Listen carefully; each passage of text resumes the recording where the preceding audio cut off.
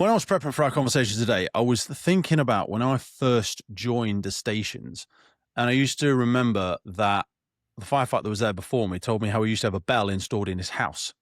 And when you joined the fire service, and he was actually on a previous guest, where it was like they would come out to your house and they would install a bell on the wall. Because he lived at home at the time, his dad used to stick a sock in it because obviously he'd get really pissed off because it would go off all the time. Because back then you were on call all the time. And then obviously we move into the new generation for people all around the world. We're talking volleys, we're talking on-call, we're talking retained, whatever your words are all around the world. And I thought to myself, how much was that a disruption to everyone in that home in terms of, sleep science, general health, the culture of the fire service, the neuroscience, the stuff that affects that person's day-to-day life. And I feel like as much as things have changed, they've also stayed the same. It's so weird. It's like the technology's changed, but the approach has remained the same. Because I remember when I joined, I would have a little alerter that I would hold when I joined the on-call, or retained as it was then, and I would take it home, and Jesus Christ, was it loud. And it would set off my whole family. And if that didn't set them off, me obviously bundling across the landing and all that sort of stuff. When did you first start thinking about, right, we need to cycle back to even the method that we're going about this? Because it's almost like we're trying to solve at the end. We don't realize that we've already made a decision about how we're doing this. Does that make sense? Yeah, of course. I mean, we think about the job in the fire service, and that's where the adrenaline comes from. That's where everything gets done. But getting to the job is oftentimes pretty detrimental to firefighter health. And so that's where EaseAlert really focuses. And the way it came about is I grew up around my dad, who's a firefighter, and I'd see him every third day come home from a shift. So they're 24 hours on, 48 hours off for the past 23 years. And when I was in high school, he actually came back from a shift pretty worn down as usual. It's 24 hours. You might have 3 or 4 calls after midnight. And I thought, I wonder if there's a way to make his job a little less challenging, a little less taxing. It's always going to be stressful. It's always going to be dangerous. You're always going to have to put yourself at risk. But is there anything that we can do to make it a little bit less taxing? And that's when I thought about hearing the tones, be there at Thanksgiving, hearing those tones going off. And man, that doesn't have to be that way. So that's where the initial idea came from. So let's try and unpick this from a real base level understanding of it. So ultimately, firefighters are on stations. We sleep on fire stations. We need to wake you up. Okay, get that. But the method in which we do it and the damage that we do or don't do whilst doing it has never really been thought about, because it's like, well, we just need to guarantee that you're getting up. So traditionally, it would be really large clacks and steel bells that would just hit you with a massive spike of cortisol, adrenaline, and everything like that, which there's an argument to go, if you're being really romantic about it, we're like, it's fucking go time, we're getting ready for it, bang, heart rate goes, and we kind of romanticize that feeling because we're like, Jesus Christ, the adrenaline's going, I'm sprinting off down the stairs. Yes, okay, for the 1 in 30 calls that is actually a thing. If we're just going out to, co-responder call, as we would call it in the UK, or a health call, whatever, people's going out on the ambulance, or even if you're on a truck on a station, sorry, with multiple trucks, it's like, okay, so Papa 1 is going to just an AFA at a high-rise building, which is a student that's just had a bit of toast go off because they've got back at 3 a.m, smashed out their head, and they've just set that off. Okay, we've disrupted 16 firefighters in quite a violent way. And often when people come back from that, everyone's very different. Like, I tell myself that I can deal with it easily because I feel like I can get back to sleep. We go into an argument about how good sleep is or is not that I'm having. But some people, they're like, man, I need to watch an hour of TV and just like have a cup of tea or a coffee and just chill for a minute because my heart rate is absolutely bouncing. But we don't see, well, I always say the future's here, but it's not evenly distributed, because I was about to say we haven't seemed to change that. That's only because the bias that I come from in the organization that I work for, it still tends to be very much the same. But then it's only when you go to different places. I've been to a few places in the States, I think a few places that have actually got your system. And I was like, that is so weird. And it works though. So I've said a lot of waffle there, but come in at any point you wish about like why did we not think about it from like a neurodiversity perspective? Is it because the people that were designing it had always had it that way? So maybe they never had the, not mental capacity, that sounds like condescending, but like they're just stuck in their unconscious bias. Do you know what I mean? It's always got to be loud.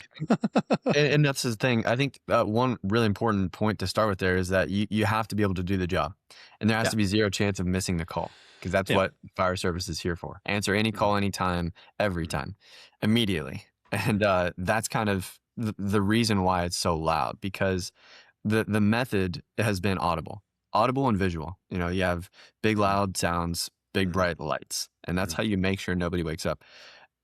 You know why tactile hasn't been looked at? I mean, it's not the way it's traditionally been done. And so that's, the fire service is built on tradition.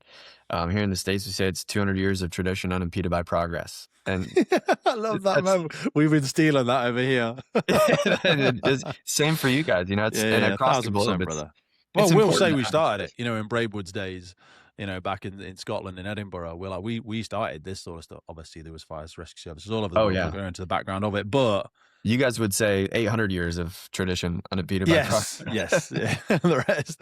But yeah, it's crazy, isn't it? I was going to say, I wondered if, where I first saw it in the UK, because obviously we don't have your system heavily adopted. We don't have EaseAlert yet, I don't think. I mean, I'll ask you in a little bit if you meant to make any penetration in the UK. But where I did see this was maybe like, I'm going to say 5-10 years ago, and it wasn't this, obviously, but deaf people. So like when we go and doing community safety visits at homes, and I'm wondering, what did they do 40 years ago when they're like, oh, you know, my dad, Blake, is deaf. And we're like, okay, make sure he doesn't sleep alone. Someone give him a kick. Do you know what I mean? Because you can make that as loud as you like. He's deaf. Right. Do you know what I mean? It's not saying louder and more intentionally. He's deaf. Do you know what I mean? So that's when I first started seeing the lights and the vibrations under the pillow, because you can get special deaf alarms. I apologize if I'm getting the terminology wrong for political correctness, but like the deaf. Do you know what I mean? Did you see that technology at all? Was that, because I've got a feeling, how long has this been in development for you? How long have you been going now? We've been doing this for 6 years, going on 7. 7 years. And so I wonder if that's a similar timeline. It's possible. From our side, we started with the wearable, so this wristband that would vibrate on your wrist. And then we heard from firefighters, hey, we'd love to have something on the bed, because maybe I already have a watch, or I don't want to wear something on my wrist when I go to bed. And so then, being a princess. Yeah. Can I have something else Gucci as well? Exactly. No shit. Exactly. We get it, But no, that's a migraine fair and everything. shout. So talk to me about the wearables, because wearable technology now, because that's like, I'm surprised that came first. Well, I'm not surprised, because there was Fitbits and stuff like that. But what I mean is, that's actually the next level is wearable, because I'm guessing, well, I know from the stuff you shared with me, we can track loads of stuff with that. Whereas if we'd have started with lights and vibrating pillows, it would be harder for you, other than felt sense experience, to say, you know, anatomically, that this is making a positive change to the you know, the chemicals being secreted by the firefighter, the resting heart rate, blah, blah, blah, blah, blah. You would just say, it's a little bit less of a dick way to wake them up, and they like it more. But the wearable thing is probably the biggest game changer with it. Well, so on our wearable, we don't track your personal biometrics. We just give you the alert. Okay. And that's because firefighters they don't want to have Big Brother watching over them. And that's something that down the road we may incorporate. I think that's just the States. Oh, really? Oh, over here, we love it. Interesting. Yeah. All day, measure it. Okay. Definitely. Anyway. That's great. Yeah. Yeah. So what does it do? So it'll just vibrate, give you a red LED, and it's a different vibration pattern than any other smartwatch that you would have. So you know it's a call. It's a high-low pattern, so it's not going to scare the hell out of you. And then you can wear it either existing wristband, or you can wear it on a dog tag pendant like this, or you can just attach this to your watch. And that way you have a department-issued device that's going to be basically like a tiny pager on your wrist. So anywhere you go, you get that alert. And it'll give you that key, hey, I got to go, got to get ready, whether I'm napping, showering, working out, hearing protection on, those types of instances. That's when the TAC pod really comes in handy. Well, I suppose the best thing for them as well is you can just have a bank of them on station, which are constantly on charge. You come on you wipe it off, decon it, whatever, Yep. and then you bang yours on for the shift. And are they like, I suppose if you're on the truck, it doesn't matter because the truck will get mobilized.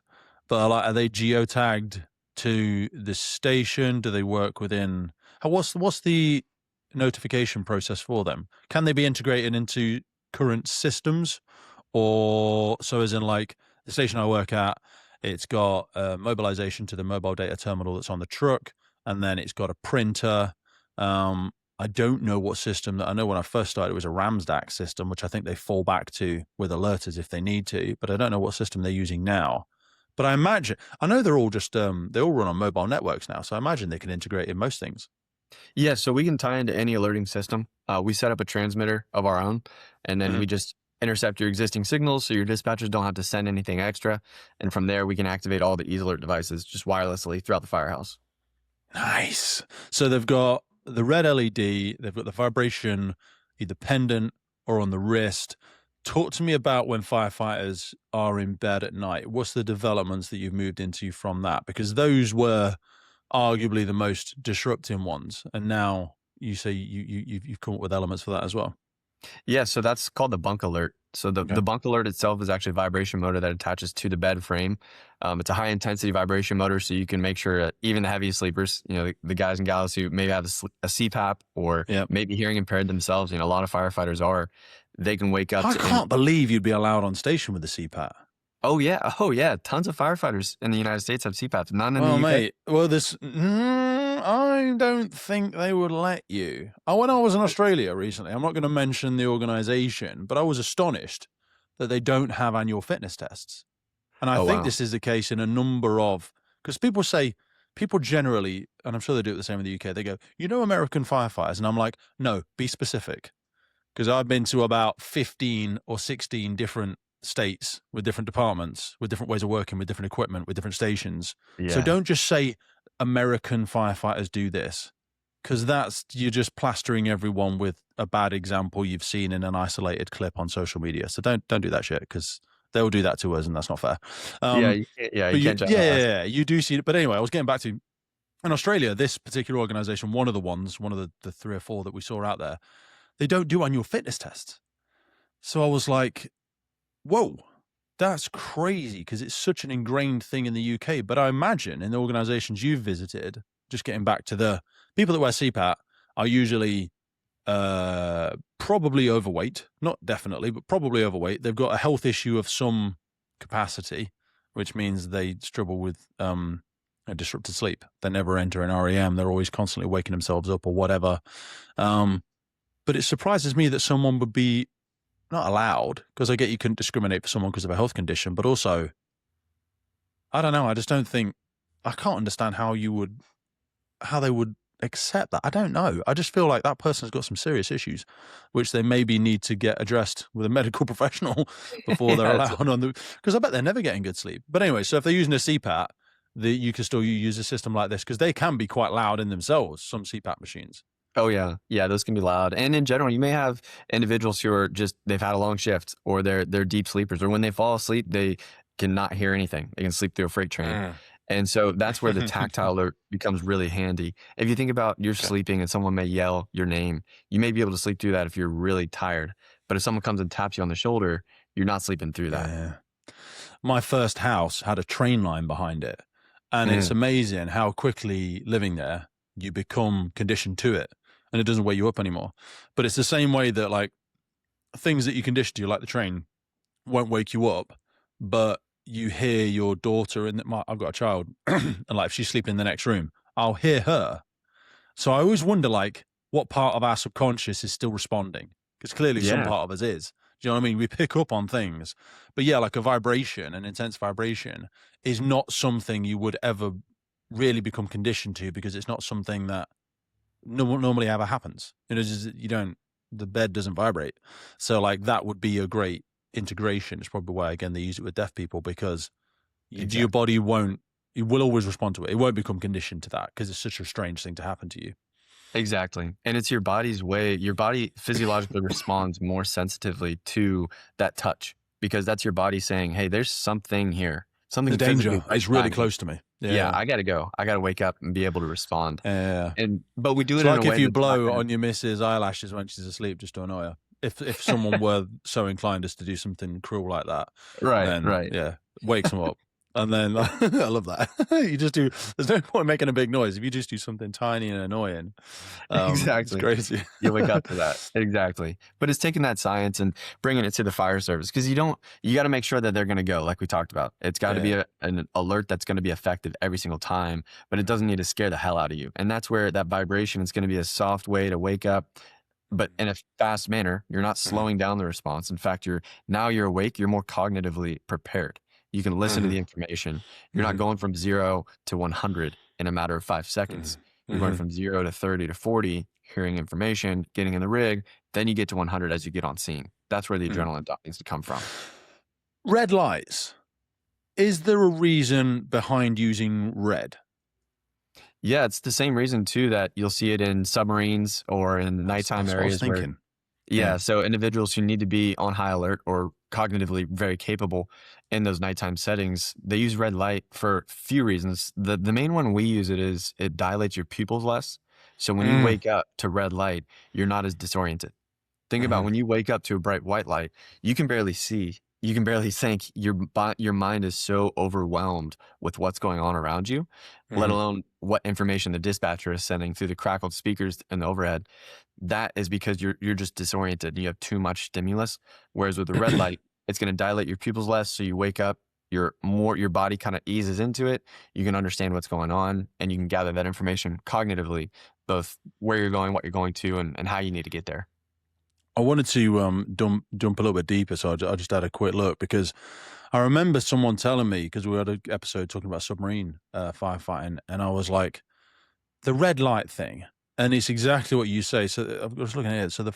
So the human vision runs through 2 sensory systems. So there's first are cones, and they handle color and vision. They're bright lights. Second are rods. They work best in nightlight workers. Rod cells are extremely sensitive to low light and allow you to see in darkness. That was the big one for submarines. If they get a blackout, all of a sudden they're more adapted to the darkness because they're already working in that sort of range, if you know what I mean. And then I used to have a red light in my bedroom. There's 2 reasons. Oh, the second isn't a reason, but the second is a reason I got rid of it because I started to be a bit of a biohacking person, and it's like, I don't want all this intense light, so I bought loads of Gucci light for around my house, loads of soft light, and then when you go into the bedroom, it was just red lights that you could switch things to in the night, because it was a nice sort of cognitive decline, no phone for an hour and a half before I go to bed, all that sort of jazz. And but then when my new partner that I'm with, been together every year, but when she came and she obviously saw the red light, she was like, what's going on up in here? She was like, is this a sex show? What's going on? And she wasn't keen on the idea, and my my justification of biohacking just made me sound like a different kind of weirdo. So I was either going to be a sexual weirdo or a weirdo that's way too intense and like anal about his sleep. So we got rid of it because I could appreciate the neighbors looking at the red light and maybe assuming something different, but Yeah. technology, from a technological and biological perspective, it is just the best way to wake people up. And you also imagine, like, we're jumping straight out of bed, bang, big bright white lights, your ability to adapt to that quickly, the effect it's having on your body. You're more likely to fall over and stumble around if you're responding to bright white light because it's so disorientating for your body. Whereas if you're woken up with red lights throughout the building, you'd ironically be safer. Yeah. Do you know what I mean? You would be. I Because the talked to a crazy way for firefighter people to one think time about that he woke up and he banged his tooth on the door and chipped his tooth Wicked. off on the way to a call. And it might have just been a lift assist, but he lost a tooth because of that. You are disoriented when you wake up and you're running, you're getting your gear on, getting out the door. Yeah, you're running bright down light. a corridor, immediately about to be confronted with a 15-foot drop that you're still rubbing your eyes trying to navigate. Or for those stations that have got rid of them, you're about to head down the stairs or something like that. I just think, like you say, we could just be so much more intelligent about this. So talk to me about sound. What have we done with the sound? So the traditional alerting sound, like we talked about, was very loud, very quick, making sure you got the alert as soon as possible and it got you going, got your heart rate up. For ramp up audio, that's kind of what we see as the gold standard. And this has been in the fire service now for some time when it comes to audible alerts. So it'll kind of step up from quiet to loud over time. The thing you have to be cognizant of is you don't want to take too much time, because you only have so much time to tone out before you need to start receiving information of the call. So you have maybe 3 to 4 seconds for that ramp up tone. Sometimes less, depending on the audio comms and your existing radio frequency communications from the dispatch center. So it's a limited window, but you want to go from quiet to loud if you can, and then hear the dispatch audio. What we kind of see as the gold standard is having tactile and visual first. So you vibrate on the bed, on the wrist, and then you have red light that comes on, ramps up from dim to bright, and then you have audio. As soon as you've received that alert, you start responding, then the audio comes in. That way your body's ready to react, and then you're not kind of startled by the first thing being noise. So that's where kind of the noise kind of comes in as a secondary. Automated voice dispatch as well is another big audible component where you're creating computer generalized voice from the call. I'm going to go out on a limb, and again, just an insight for you. I'm going to say for all public sector fire and rescue services and brigades in the UK, we don't get an audible alert, as in a read of what the call is. A lot of us are just going to the printer, and then we will have to read it ourselves, which again, when you're half asleep, is a challenge in itself. I would much prefer us having I appreciate our fire control couldn't come over necessarily straight away. The call handler couldn't come over. That's a lot for them to maybe try and do. They're very busy. But like you say, technology, you could just have an electronic voice auto read it. You know what I mean? Just read straight off the call sheet as has been inputted by the call handler to just tell you what it is. Because that's always the first thing that gets asked. It's ironic. There'll be 4 people on the truck. I bet it's asked 7 times. You know what I mean? What have we got? What's the call? What's the shout? And you'll say it, and then there'll be an update message, or the other person didn't hear it. And then, so you end up saying it 4 or 5 times anyway.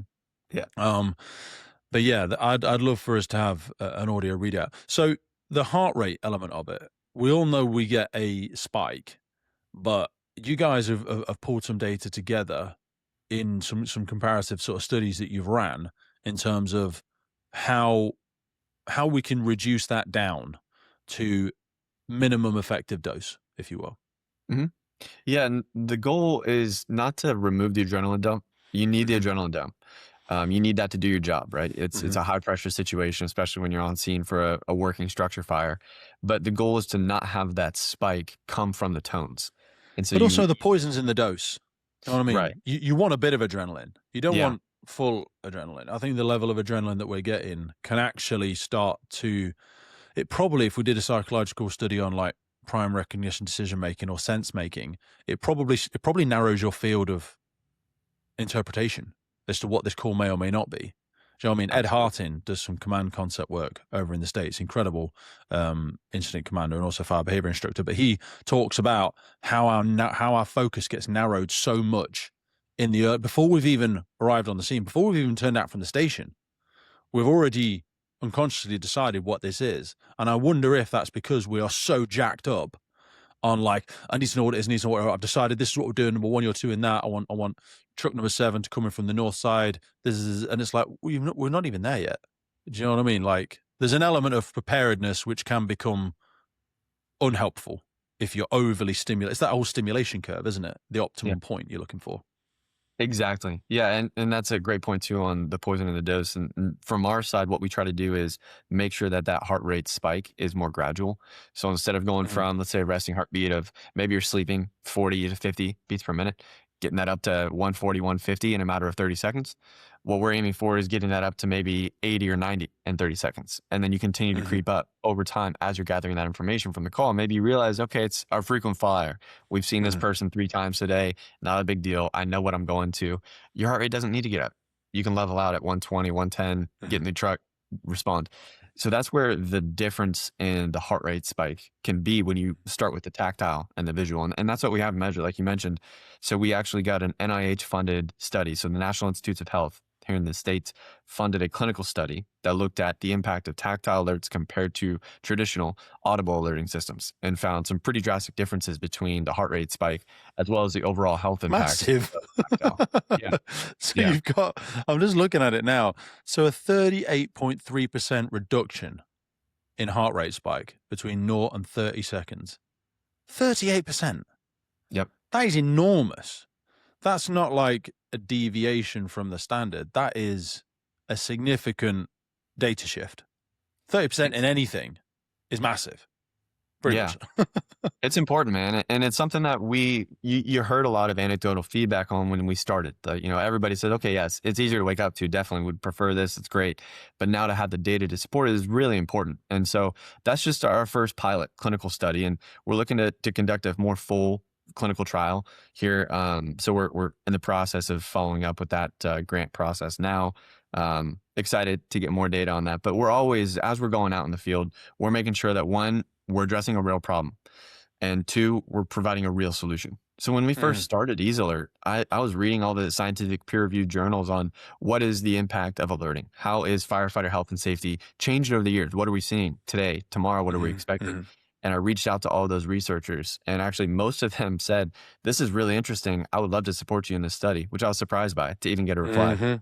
And that's how we ended up getting this research team. Is several of them, some of the top researchers across the fire service in the US said, yeah, let's do it. Let's go get a grant. And we're here to study it. Bring the technology. We'll bring the measurements and the whole know-how and get this done. That must have been a heavy lift in itself, because we've started working a lot more with academics in the UK, but nowhere near to the level that we should. It's a bit like because we're so romantic and steeped in tradition. You can see on the wall behind you is a physical representation of how romantic we are about tradition. And some of that's good, and I'm, Jesus Christ, you gotta the same respect sort of crap behind me. But it's like we're almost too impatient to be intelligent. It's like there's a load of academics sat on the sidelines looking at us going, yeah, like, please stop. Like, just ask. Please ask. I think of it like an engineer sat on the side of a field 100 years ago, seeing 400 people digging with, little spades and stuff like that. And they're like, this could be so much easier. Like, so much easier. And I get we don't want to make everybody unemployed in the example that we had maybe with the agricultural revolution across the world. But the chronic back pain, the conditions of work that people had to do back then, technology was a godsend to a lot of them in reality. And they just had to reskill. They just had to retrain. But that's not even going to be an effect for us, because it's not like this technology is not going to put anybody out of the job. And when you spoke then about like what are some of the biggest health concerns in the fire and rescue service, I'm probably going to fail here, but you'll correct me. But cardiac issues, I feel like that's number one. Is that like firefighters dying of heart attacks and having, irregular heart rates or struggling with, what's the word I'm looking for? It's not tachycardia. That's when you're getting into the thing about high blood pressure. What's it called? Stage hypertension. I think a lot of people are in like stage 1 hypertension because of stress or the health concerns, and also the occupational hazards that we interact with all of the time. We've recognized contaminants as a major occupational hazard. And I think the World Health Organization's now recognized, it did a couple of years ago, recognized firefighting as a carcinogenic profession. But I still feel like we're scratching the surface on this. We're not looking at what this is doing to our health all of the time. And I know people will give us the excuse of, well, paramedics are up all night. They don't have a problem with the alerting system. Police officers are up all. That's part of their job. Like, a police officer is not going to lie in a bed, because they do go to a lot more calls. And arguably most of the calls they themselves will say are like rubbish calls. They're just, small civil disturbance or something like that. It's a job they don't really need to be going to. They're not necessarily going to the something has most likely gone very, very bad very, very quickly. That's usually what we're calling the fire service for. It's a recognized emergency that needs somebody to go from 0 to 100. My brother-in-law is a paramedic over here in the UK. And a lot of the calls he'll go to is, someone's got blood in their poo, or something like that. It's not an emergency in the same respect. Someone's fallen over in the high street and they just need taken back. They're not bleeding out. They're not catastrophic bleed or anything like that. They just need taken to the hospital. They're important things to do. Arguably significantly less time critical. For us, it's still striking that balance between we need to be well rested, we need to be prepared, because we're going to need to go from 0 to 100 in a relatively short period of time. And I feel like we never need to be getting rid of the beds. And of course, romantically as a firefighter, I would say that it's about making us more well rested, efficient to respond in a way that doesn't cause a long-term chronic health issue. Because as we're making firefighters work till they're 60, 65, 70 now, that will be not far ahead, I'm sure. We'll be asking people to work until that point, and we go, is this sustainable? And what's going to be left of this human being when we're finished with them? Not a lot, I don't think. Who are we going to be giving back to the families? This broken person, like your dad was at times when he was coming home. Just we've smashed his hormones to death. Do you know what I mean? All the toxins he's taken on board, the environment he's had to work in. And if we didn't know, we didn't know. But now we know better, we should be doing better. And I feel like the studies that you've done and you've participated in and embracing technologies, which is exactly what EaseAlert is all about, is going to be the next big factor. I mean, there's something you said just before we came on about this being, the real frontier of the next sort of evolution that we need to go through. Yeah, without a doubt. So, I mean, when you talk about the dangers and risks of the fire service, of course, cardiac risks, the number one cause of on-duty death for firefighters has been heart attacks for the longest time and still is. But they also have looked at carcinogenic risks. So cancer kills more firefighters than all line-of-duty deaths. And so does suicidal ideation. So that one's really, really unfortunate. Yeah. It's tragic. And all of these things are tied to sleep. So when you look at sleep, it's not just, it's carcinogenic risk, it's suicidal ideation risk, it's cardiovascular health, it's also how you eat, it's how you operate, it's how you think, it's how you perform your job. So it's tied to everything. And that's why the next frontier of health and safety in the fire service worldwide is how we alert firefighters. That is how you respond to calls. That is day and night, no matter what, you are going to be exposed to alerts. This is where we should be focusing our attention to make sure that we're giving the firefighters, the responders, the best tools that they can have to make sure that we're reducing any risk where we can, making sure that they can have the improved quality of life when they go home today and after retirement. I mean, that's, like you said, we're expecting a lot out of the men and women who are giving their all to this job. It's critical that we as industry and as the fire service and administration are giving them the tools that they deserve and need that are accessible to make their job and their lives improved in any way we can. There's been a number of really interesting books on sleep. I think the first one I ever read was Matthew Walker. I think he's a Center for Human Sleep Science or something like that. I think he's an American. And it was called Why We Sleep. But I actually read another one a few years ago, which was the Circadian Code, which is probably actually one I'd encourage first responders to look at more, because it goes much deeper into hormones, metabolism, immune function, alertness, and how that things like light exposure and meal timing can reset and do a lot for people's circadian rhythms. But if you're going into a job where it is an expectation in our current standard that these things are going to be almost, because now this technology and now things like EaseAlert are out there, you'd almost, sounds like an accusation, but you'd almost have to say, this is malicious because there is an alternative. There actually is an alternative. You know what I mean? If you go, well, that's just the way it is and it's no, it's not. Sorry, it's not an expected thing, because there is a technological innovation, if you will, now, where you could, if you cared enough, if you wanted to look deep down enough, because there's a reason sleep deprivation is still one of the most effective tortures that's out there. Yeah. It's the cruelest thing to do to someone, because it's in a remarkably short period of time, like a couple of days, they will start to, have hallucinogens, and they will start to, lose grip on reality. And it's almost like we're acknowledging that we are giving first responders, who we're supposed to champion and support, who are there to rescue everybody and help everybody. They don't join it for the income. You know what I mean? They ain't making a lot of money doing it. No millionaires are coming out of the first responder sector. it's people that we need to be there for us, and we're giving them almost a malicious dose of this now. How have you seen the adoption of this over in the States, if we use as an example to start with? It's been really great, especially in the past few years. You know, the first few years, it took a lot of education, and for us as well, we needed to learn how are we adjusting things, what changes are being made. We understand that it's very difficult to make change. Two things firefighters hate: changing the way things are. Right? We don't want to Depends come on in your and appetite. Yeah. yeah, And right. depends who you think it's going to benefit. We hate change when it's imposed upon us. If we think Yeah, it's just for a performative cultural thing or whatever, we're like, man, whatever. But yeah, something like this, I feel like, and you'll know better than me, sorry for interrupting, but I feel like there would be less of a fear of adopting this, certainly from a station level. Maybe the people above that have to pay for it, they might be a bit upset.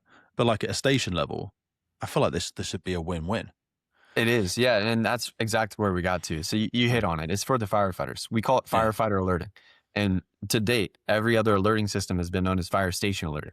So it provides peripherals, lights, bells, Yeah. sounds attached to a building with a hardwired system to notify a building that responders live within. And they have to become accustomed to that. They have to either be able to hear the sound or be around the speakers or see the lights to be able to Uh-huh. respond. Whereas we're coming in saying this is firefighter alerting. We should be alerting responders, not buildings. That's what EaseAlert is coming in to do. And that's when we started really getting a lot more adoption, when people realized, okay, this is for me. You are looking out for my health. You are Mm. making my life better today and tomorrow and allowing me to have a better retirement.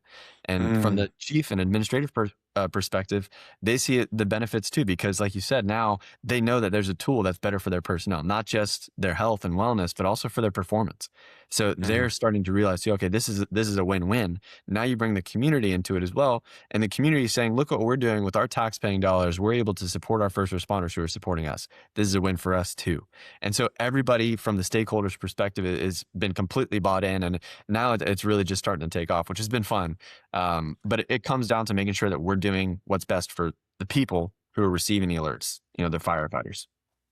You just hit the nail on the head with a tremendous reframing, which I don't want us to skip past, which is, and I'm sure we've already said it already, but it's like responding the firefighter and not the station. You know, that aspect of alerting the individual, because this is probably a prehistoric reframing that we don't even realize have done, because we used to, and there's still a lot of places around the world, we still mobilize the entire station because all of the trucks roll out because that's the standard predetermined attendance for X number of fires. That, and this is where I think you would see a bigger adoption in the UK. We don't do that because we are significantly smaller organizations, still trying to wrestle with a diverse range of community needs. We have, so people will come to fire stations in the UK and they might see 5 trucks in the bays, but there will not be 5 crews on station. There might be 1 or 2, or like you might have 6 firefighters. So you'll have 4 firefighters riding primary on a truck, and then you'll have 2 riding on an aerial ladder platform, or they'll be riding on a rope vehicle, or they'll be riding on a water vehicle, or they'll be riding on another asset. And maybe because of their skill set, or just the way this shift rotates every week, every set, every tour, they are riding that vehicle now. So they don't need to be mobilized to every single thing, or you'll turn out Papa 2, but you won't turn out Papa 1. You know, so-and-so station that's 15 miles away has been mobilized to a call. So we're going to send a cover truck, a cover pump there, but we're only sending our second vehicle. The primary crew on riding Papa 1, riding the main truck, don't need to go. So why are we alerting the whole station? Yeah. But that, again, Yeah. that's just comes from, you've got to step back 3 assumptions. Do you know what I mean? To Mhm. almost go, well, why am I doing that? And people go, if one's up, all are up. Well, that's just fucking stupid. Like, that's just a silly romantic thing, because maybe you're about to retire and you don't really care. I had to do it. I'm fine. Are you fine? You know what I mean? We can't split test life. And if we would have had a version of you that had not had that exposed to them, what would your health be now? You know, what would your cardiac health be? What would your sleep, your stress? Would it have affected your personal relationships at home as much because you weren't coming back, you know, tired and groggy and a bit snappy and all of the things above? Now, if you had a busy night and you were actually out on calls, okay, that's the nature of the beast. That's why you joined. That's not every shift, is it? Yeah. Let's get a grip. Do you know what I Yeah. mean? But I feel like there's almost got to be an admission of, oh no, I've had this happen to me for 30 years. But you know what? I think that's the best definition of leadership is you're going to plant trees under which you will never sit the shade of. Do you know what I Absolutely. mean? You've got to, we all talk about making it better than we found it. And I'm like, if a lot of us look at our careers and we go, did I really make a difference? Locally, perhaps. Locally, probably, definitely. You saved the person. You were part of the incident that put the fire out. You stopped the flood water getting here, whatever. But did you make a difference to the machine? Do you know what I mean? People always say they miss the clowns, they don't miss the circus. Because the circus is so hard. It's so political quagmire at times, and the pointless change is sometimes easy. The change like you're trying to achieve that will make a significant impact to the firefighter on the ground can actually sometimes be very, very hard, because the people that are making the decisions, this sounds like an accusation from me, the people that helps the most aren't making the decision, and the people that will benefit the least are the ones asked to make the decision. And there's no what's in it for me, maybe, unless you are still, you still core values are, Jesus Christ, this is really going to help my brothers and sisters. What a great change. Do you know what I mean? But you have seen, like I say, you've seen some adoption. I mean, on some of the stuff you shared with me, you've got some great names and numbers on there. You've got San Antonio, Augustine Fire Department. You've got some stuff in the Air Force now. So you're going wide, as you're not just focusing on municipal public firefighting. Yeah, no, it's going wide, and we're starting to prepare for international expansion too. Expecting our first international installation this year, and then we're getting pulled from So we're talking to fire departments in Canada. We're talking to fire departments in Australia, the UK, and actually all over the world as well, reaching out. So it's been great. Thanks to podcasts like this and continuing to get the word out. But one thing too, I want to give a lot of credit to those leaders who have been in the fire service for a long time, because that's the big change that we've seen just in the past year to 18 months. We've seen, and I was just on an installation that we did for a new client about 2 or 3 weeks ago. And I met with a captain there who was on shift, the on-shift captain, and he pulled me aside. We talked for 2 hours, and he said, man, I cannot express my gratitude enough for what you're doing for the next generation. He said, my career is done. I'm winding down. My damage to my heart has been done, but I feel it every day. And I wish that I had something like this when I was starting. You're giving this to my rookies, and I'm grateful to you for this. And that's the sort of leadership that we're hearing, not just at this on-shift captain level, but also up to the fire chief level. And that's the big shift that I think is going to really bring the fire service forward. So hats off to those folks who are making those changes and planting the trees that they won't get to, enjoy the shade from.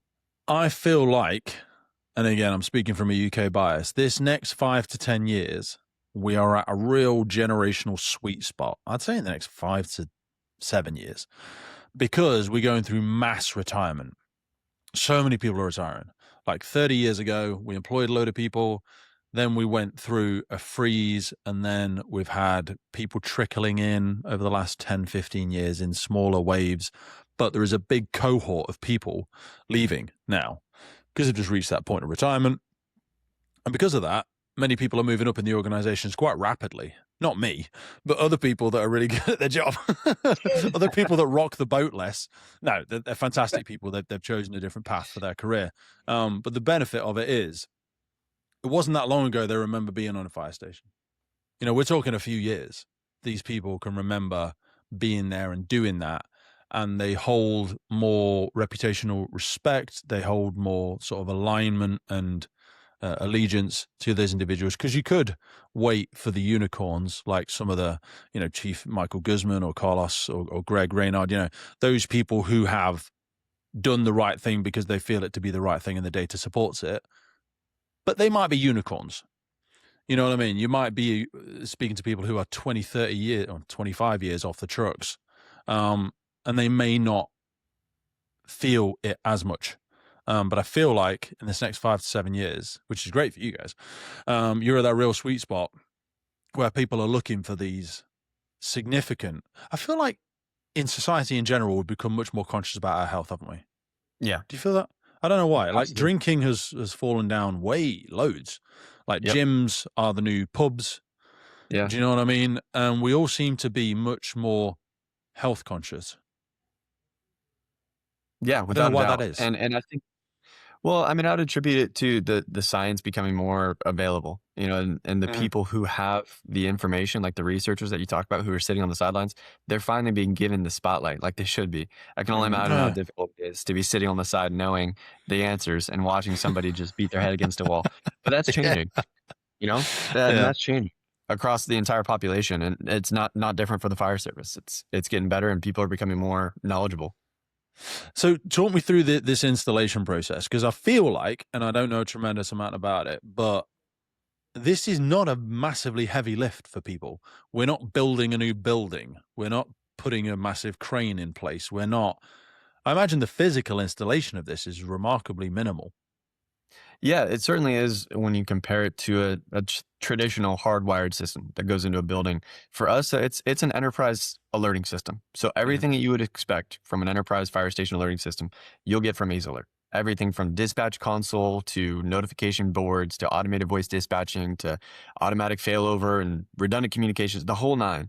But the way we install it, it's going to be wireless communications throughout our devices. And you may hear wireless and think, okay, I don't know if I can trust wireless. Well, it's not a standard Wi-Fi signal, right? It's an encrypted one-way signal that's going to be resilient and it's going Yeah. to be robust. We've tested this thing; it's been in the field now, 350,000 plus alerts at this point. It works, and Mhm. so that's the beauty of it. And it can go into an existing building as a retrofit, or it can Mhm. go into a brand new station as a full brand new system that's in the So installation. is it scalable? Is there like bands to it? If I said, so I'm a let's say I'm a station manager somewhere here in the UK. I'll probably, in fact, station manager won't be allowed to make a decision. Let's say I'm an area manager and I'm bringing you in for consultation, and we go and visit one of my stations, and you go, "Hey, well, we've got a control integration system," or the wording that you used, and I'm like, "No, we've got one of them. I don't want." What I've seen when I was you on that podcast thing, I saw the wearable, like you had a watch and a pendant. Can I just buy that package and then you plug the software in? Do you need to plug it in locally on the station? I'm guessing you do. Is there anything that needs to go into my control system? Is it an all or nothing? Can I have just some stations? Like if I said I've got higher call profiles in my inner city stations, that would be the most effective areas to do this. Like what's the sort of menu, if you will? Is there a spectrum of installation options? Yeah, of course. And it can be modular. So if you say, I've got everything else, I just want to add tac pods or I just want to add bunk alerts, I just want to add LED strips, that's no problem. We can put in one Nice. central command unit. So one transmitter and then any number of EaseAlert devices you want, 1 to 1,000. And then you can do a single station. You don't have to do the whole brigade. It depends on how you want to roll it out. So it's fully modular, customized to fit whatever needs you have. It'll seamlessly integrate, so you don't need to worry about ripping things out. If you just bought a brand new system, no worries. You can add this onto it as an easy add-on. If you're looking for a brand new system, this can also give you that. And you can start small and work your way up to the point where you've got the full enterprise system kind of You know what? Thinking about all of this and the different places that it has or hasn't been adopted, and I know I say this ad nauseum on the podcast, but there's something called the Matthew Principle, where the rich get richer and the poor get poorer.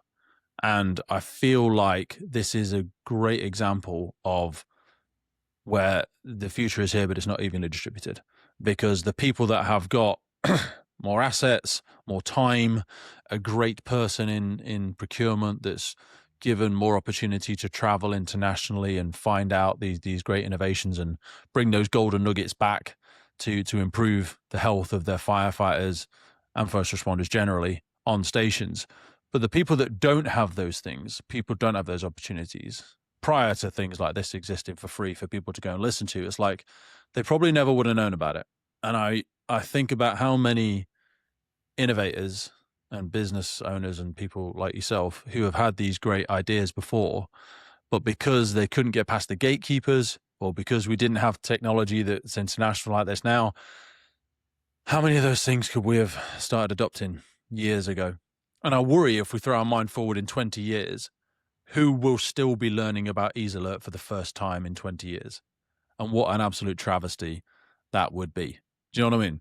Yeah. No, absolutely. I mean, this podcast and platforms similar, it's important and that's how we're getting information out there. And you hit on earlier, how are we now starting to Mhm. see these big Yes. adoptions, and this big kind of knowledge curve growing for the entire population, the fire service included? I think it has a lot to do with these platforms transmitting technology in a big blast to everybody in a more Mhm. easy to consume format. But Mhm. that's, I think, as far as our expansion goes, we're following the market. And so for those, like you said, those who have seen it or come across your podcast, they're reaching out and they're saying, come to Australia or come to the UK or come to Canada. And we're saying, yeah, sure, we're happy to do that. Let's go.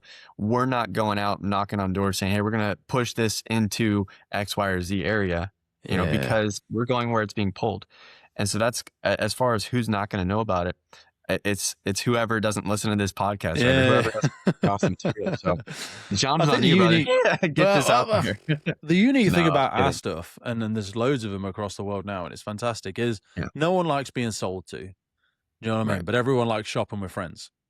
So when you come to something like this, it's like you're the fly on the wall of a conversation. And I know that's the way I feel when I hear podcasts, and I rewind past them, and I save things in my Spotify account because I want to listen to it again, because it's literally like you're just sat there listening in to this conversation that's happening a bit further down the table. And that's that symbiosis. We're learning through this. We're almost crowdsourcing knowledge now, which I Yeah. think is the best way to do it. And this is the thing I wish existed before I could. There's loads of them all over the world, America and everywhere else. There's loads of podcasts in America, but like in the UK, I was still very scared of, like, there's not a massive amount of psychological safety that exists in some of our organizations. So we fear coming on these platforms, and I just feel like if we don't put ourselves out there, everyone loses. Yes, you sound like a dick, and yes, you embarrass yourself, and oh my God, I can't believe Pete said this and Pete said that. You must be so. No one cares. No one cares. No one cares. Do you know what I mean? Because they'll come away from this and go, they won't go, oh, did you hear when Pete couldn't remember the name of the book? No one cares. They'll come away and going, Jesus Christ, have you heard in Australia and America, they're using this EaseAlert system? And like, I forget what he said, but it's something like 38% improvement in firefighter health, reduction in heart rate, or this or this or that. I'm like, Jesus Christ, why haven't we got this? And then they put in the request, they put in the report, they probably pull a link down from this and say, look, I don't really know how to explain it very well, but basically there's a better alerting system that is for the firefighters and not for the general station. And like, I'm probably going to make a terrible job of explaining it, but if you just go and listen to this and then follow the link below it, like, that's basically the best way. And people listen to it on the drive. They listen to it when they're walking their dog.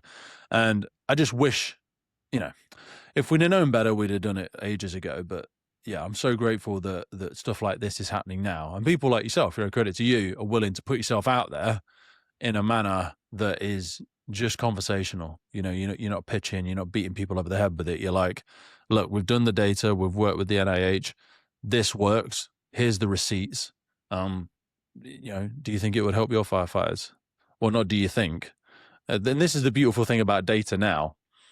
It's kind of undeniable. When you're seeing these health markers, it's less romanticism and opinionated. It's like, well, this is what the National Institute of Health says. Fact. I mean, like, fucking, it's up to you. You know what I mean? Because that's the point when I said it earlier. It's now a conscious decision not to, which is a really unfortunate accusation. And I get people may have adopted systems and they feel like they're invested in this or invested in that. But that's the beauty of what you guys are doing, is this can integrate. We're not saying instead of. Exactly. Yeah. Do you know what I mean? We're saying as well as. And I feel like these are real metrics when we're looking at making reasonable adjustments effectively to someone's workplace. If we pull it right out into this generic work sector, you're seeing, the big top end companies, your Googles and everything of the world, using science and data to make workplaces a place where people wants to stay and grow without having to onboard a health challenge unknowingly and now knowingly. So right. I think it's a great insight, brother. I'd be remiss if I didn't ask, like, where's the best place for people to go? Can they reach? What do you want going underneath here? We'll put a LinkedIn address. We'll put an email address. We'll put the website. But if people want to find out a bit more information, who's the best person to speak to? Yeah, the main thing would just be to go to EaseAlert.com. You can reach out to me directly, Blake at EaseAlert.com. Shoot me an email. Happy to hop on a call. Anybody in the fire service who's looking to innovate and bring the fire service forward, happy to talk. Always looking forward to these conversations. So yeah, website, email, phone call, you name it, I'm there. Brother, I appreciate you. Send my love to the family and everybody else, and let's do it again in 3, 4, 6 months time when you get your first person in Europe, when you get your first organization in the UK. Let's high five. I'd love to get some time together. Absolutely. Yeah. Thanks, Pete. This has been an All right, honor, brother. man. Appreciate you. See ya. Boom.